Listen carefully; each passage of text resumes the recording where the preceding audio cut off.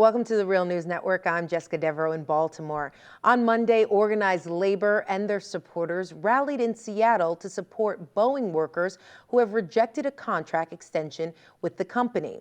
Last week, the union voted down the proposal, saying that even though Boeing offered a $10,000 signing bonus and guaranteed jobs to work on the new 777X aircraft, the contract would cut pensions and benefits and reduce raises to 1% every other year.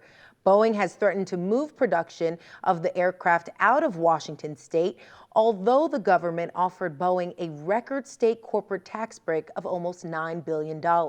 Now joining us to discuss this is Kshama Sawant. She's the first open socialist Seattle City Council in more than a century, and she's an economics professor and activist. Thanks for joining us.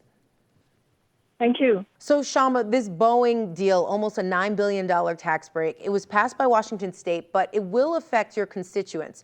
So I know that you follow these issues very closely. Can you just explain the significance of Boeing employees rejecting the offer, especially in light of the proposed tax break? Yes, absolutely. This is such an important question. I'm glad you're talking about this. So first of all, we should remember Boeing has got tens of billions of handouts from the Washington state government for several years now, and this is only the newest one of them. And as you said, it's almost $9 billion.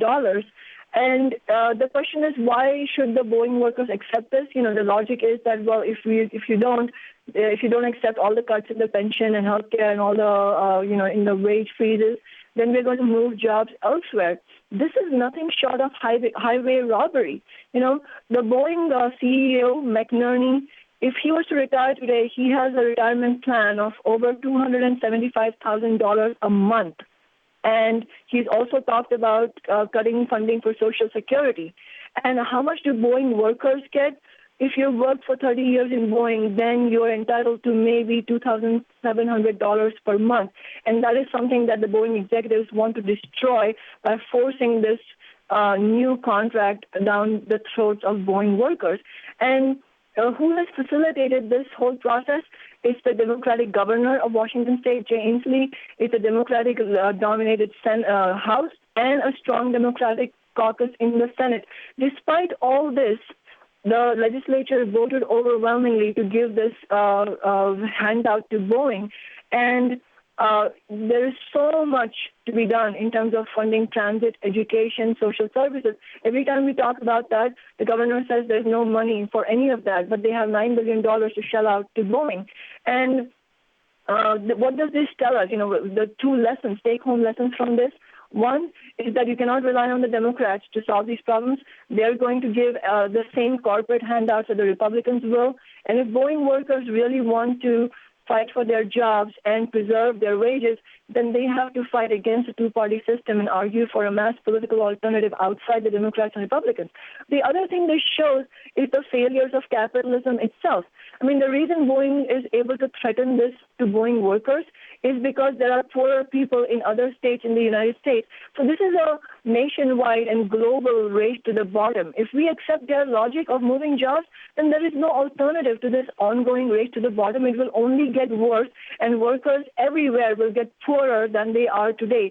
The only alternative to this is to reject that entire race to the bottom. So what we're saying is if Boeing is going to threaten to take jobs away, and by the way, they're already cutting jobs. They've been cutting jobs all along. So this is a myth that if they stay here and if we relent on all the conditions that they want to impose on the workers, then we're going to get to keep the jobs. That's a myth. They've already cut jobs. But if they insisted on doing this, then that is nothing short of economic terrorism. And the only alternative to that kind of economic terrorism is for Boeing workers to say, okay, we're done. If you CEOs, you want to leave, you can leave. The machines are here. The workers are here. Let's take Boeing into democratic public ownership. Let us working people run Boeing democratically together. We don't need the CEOs. The CEOs are not the ones that run the machines. It's the machinists who are running the machine. And we can retool the machines to produce mass transit instead of destructive war machines. That's the solution. As a socialist, I want to talk more about that solution. What's the alternative to corporate tax breaks and cutting worker benefits to ensure employment? The only the alternative to that is to fight against corporate tax breaks, to fight to end corporate tax breaks, to fight to tax corporations and the super wealthy. The tax rates on corporations and the wealthy are at a historic low. We should reject regressive taxation. Washington State has the most regressive tax system in the entire nation. So my socialist campaign in Seattle is calling for a millionaire tax, tax on people who make more than $1 million a year in order to fund mass transit and education. And we're fighting for $15 an hour, and we're fighting for affordable housing and rent control. So these are concrete examples of what we should be fighting for, both on the streets and through political campaigns that are independent of corporate money and independent of the two big business parties, which is what we did. We didn't take a dime from big business, and yet we were able to raise $120,000 as campaign funds purely through grassroots contributions. And we did not seek any Democratic Party contributions, endorsements from the Democratic Party establishment. So we have to run independent anti-corporate, anti-capitalist campaigns like that. But I was saying earlier, even though we are fighting for these reforms, we cannot stop talking about the fact that we also need to fight against the system itself. So the fight for social reforms needs to raise the consciousness, political consciousness of everybody involved, and we should understand that we need to go even farther and find fundamental alternatives to capitalism itself.